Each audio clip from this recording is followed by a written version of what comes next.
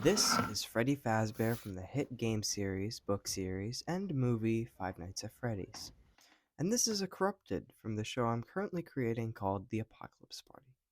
And this is Corrupted Foxy I made quite some time ago from the remains of one of these Funko FNAF figures.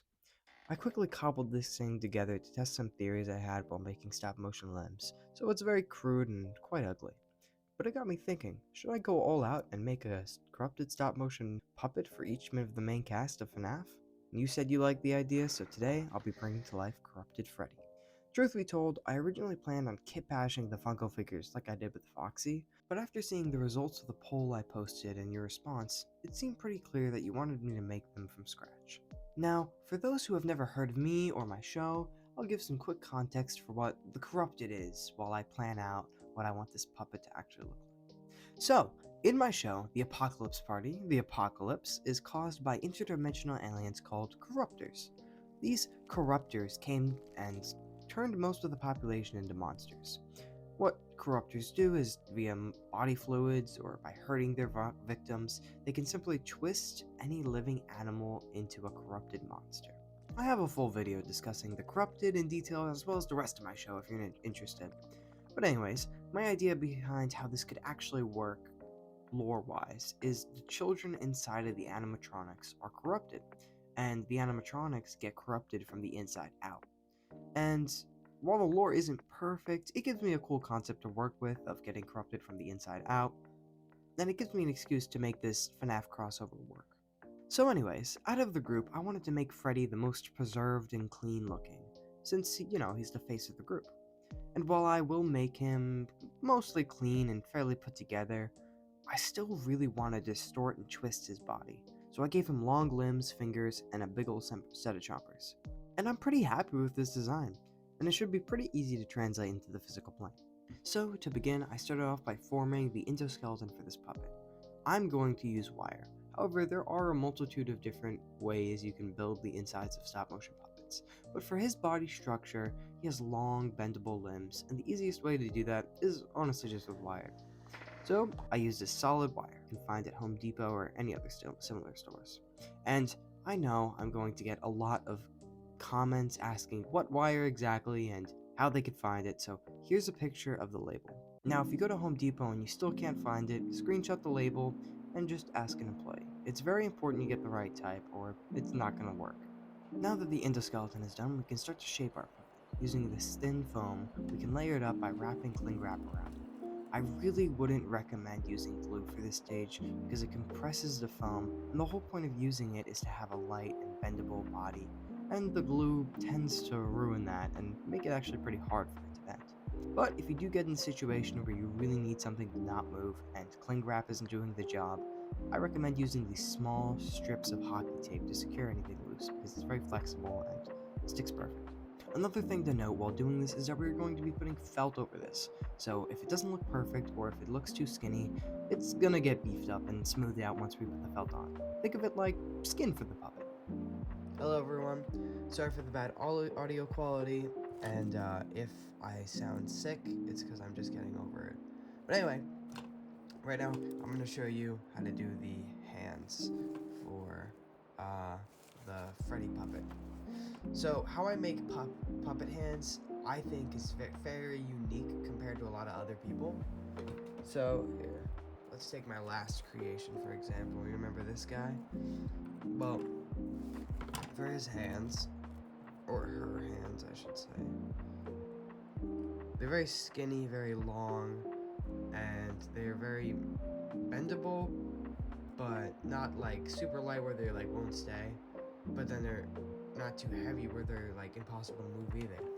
So how I do this, how I get this perfect blend and make them look all even and all this, is through a little magic things I call wiki sticks. You might have seen these as a kid. I actually think I have a jar. Yeah, they give that in some restaurants or stuff, and it's just kind of like a you make your own type thing. Like basically these wax coated pieces of string. But anyway, they make great fingers.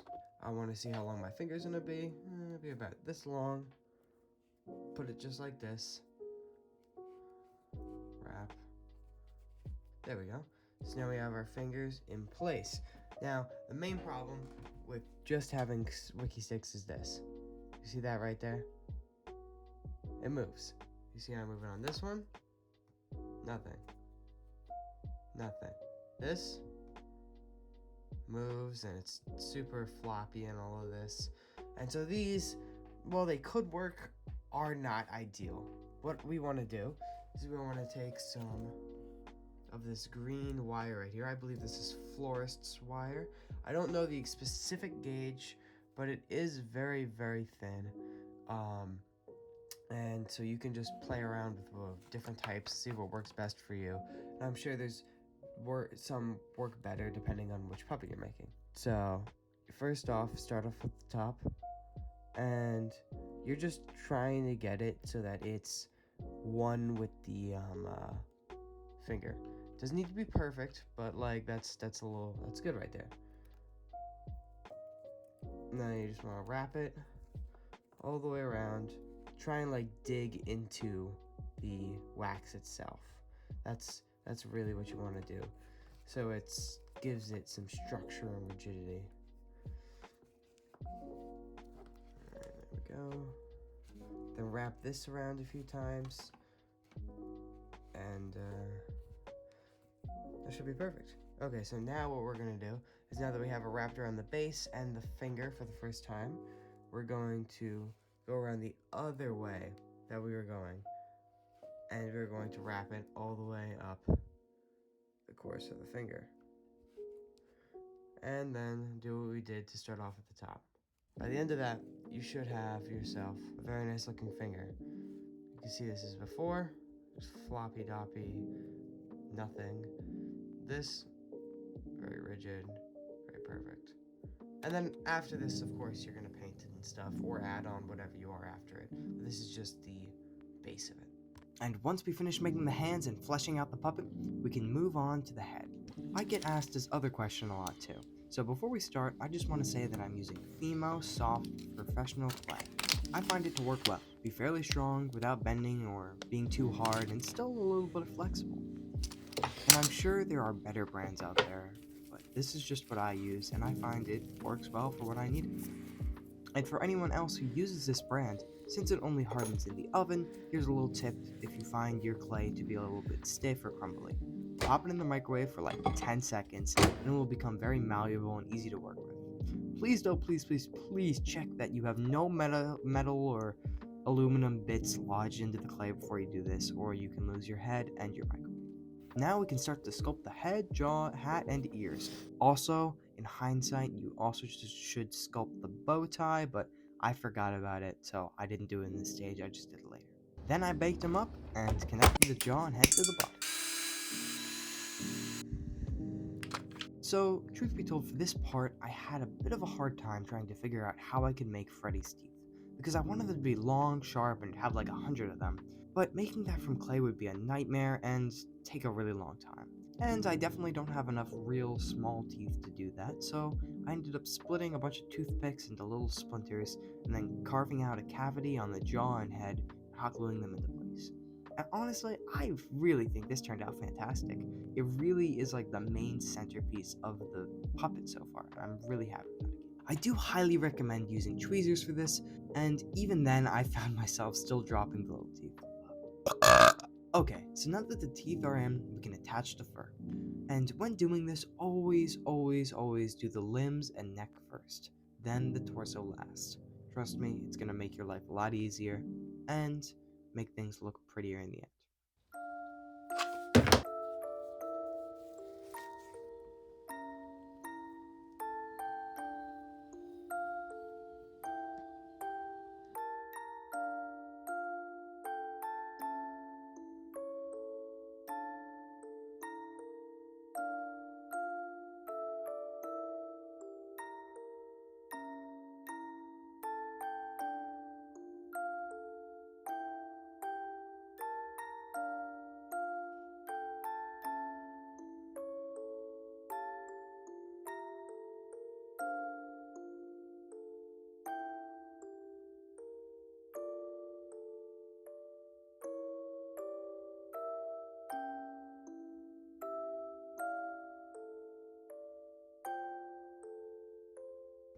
Then we can add the ears, hat, and paint. And while I finish up the last part of this, I just wanted to take a second to say thank you. Especially if you've made it this far. It's truly amazing to have such an awesome and dedicated fan base. And if you're not already subscribed, it would really mean a lot to me if you could. I mean, every sub counts, especially if I actually want to make my dream of creating my own indie show a reality. And it would really help me if you could do a basic thing and subscribe. Also, if you're a fellow FNAF enjoyer, help a brother out. Come on. You've made it this far, pretty much to the end. Don't pretend like you're not interested in enjoying the video. Speaking of which, let's finish this Freddy Fazbear up.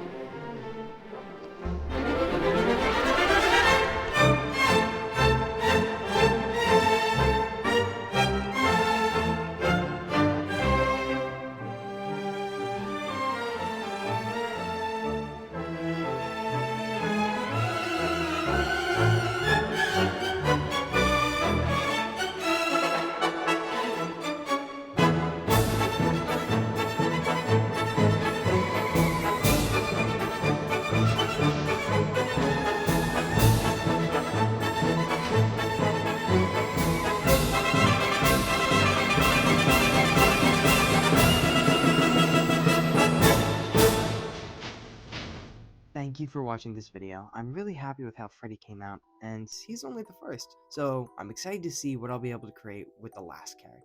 Speaking of which, next I'm probably most likely going to be making Chica, so subscribe and stay tuned for that.